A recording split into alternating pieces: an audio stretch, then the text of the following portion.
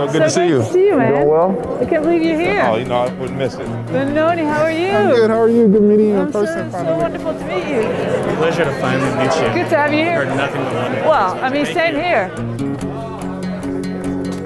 All right, welcome everyone to the Harvard Business School and the Business of Entertainment, Media and Sports program. This is where you make some kind of sound. Okay, good. The very first December edition of BEMS, so you guys are pioneers, is going to be a little different. These are unusual times. You guys are already my favorite edition ever. Just for hanging in there, we really appreciate it. Can't wait to dig in and see how much learning we can accomplish with each other in the next 4 days.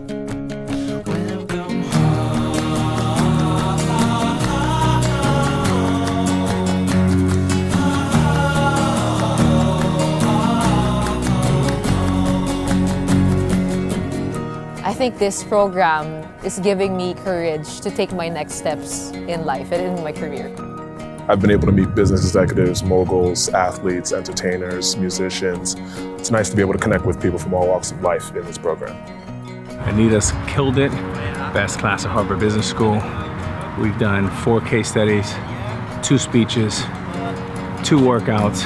I'm dead. I need a bite. I need a bed. I need to go to sleep. Anita, this is on you.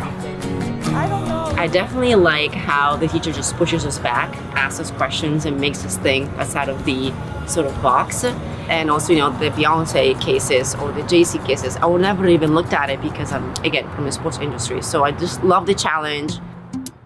I wake up every single day saying, today's gonna be the luckiest day of my life. And you wake up with that energy. Even through tough times, you will attract great things coming your way. And people know, like Omar, if I'm doing a deal with Larry, they know if you're real. You get one chance to screw it up. Never again. So no shortcuts.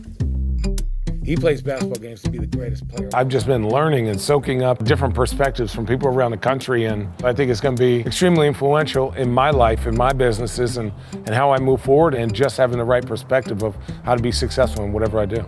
For me, being in a room with media people, execs, people who are in other sports really high up, is just getting a different perspective, and that's how you can be successful. And I have learned more in these 3 days than I have in years, and that's an awesome thing, and makes me just want to continue to learn and continue to challenge myself and push myself in my companies. Netflix has a certain number of subscribers by 2024. Will Disney, with Disney Plus, be able to match that and maybe even exceed that? For Netflix, this is their core business, right? Whereas Disney is trying to pivot from being a traditional media company. You can meet so many new people, you can network, you can get new perspective, you can really learn from just active listening. I think it's something that we sometimes forget. We just want to speak, and sometimes it's also a moment just to, be quiet and listen and learn from others. I think for me, growing up, I was always tall, but I wasn't very good. But my dad just said, stop looking at the end of the stairs and just put your face in front of your feet.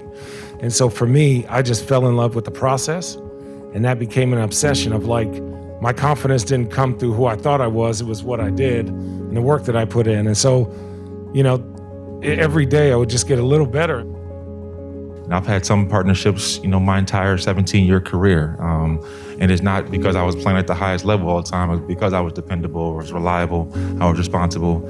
I cared about not only, what I was doing on the football field, but how I was carrying myself off the field. And it comes with great responsibility when you went out that field and you see people in the stands wearing your jersey, because those kids didn't buy their jerseys, their parents bought them. And their parents wouldn't buy those jerseys if they didn't believe that you were somebody that was a good representation of their community. And so, it comes with a burden. It's a lot of responsibility, but it's a privilege. The athlete is no longer just the person that signs the contract and plays ball, collects a check and goes. The athletes now want to give back to the community. They want to use their platform to preach about things that they believe in. So as an executive, if you can show that even if you don't agree all the time, that you're willing to support and assist that platform, I think it creates, as Nigel mentioned, that human element where the athlete develops a level of trust and you get the best out of your talent star player. I'm really, really grateful that you put your trust in us in these very challenging times, and that you guys said, yeah, we're going to try to do this This is the greatest thing for us every time, to see the kind of people we attract and then to realize that we get to draw on all those experiences.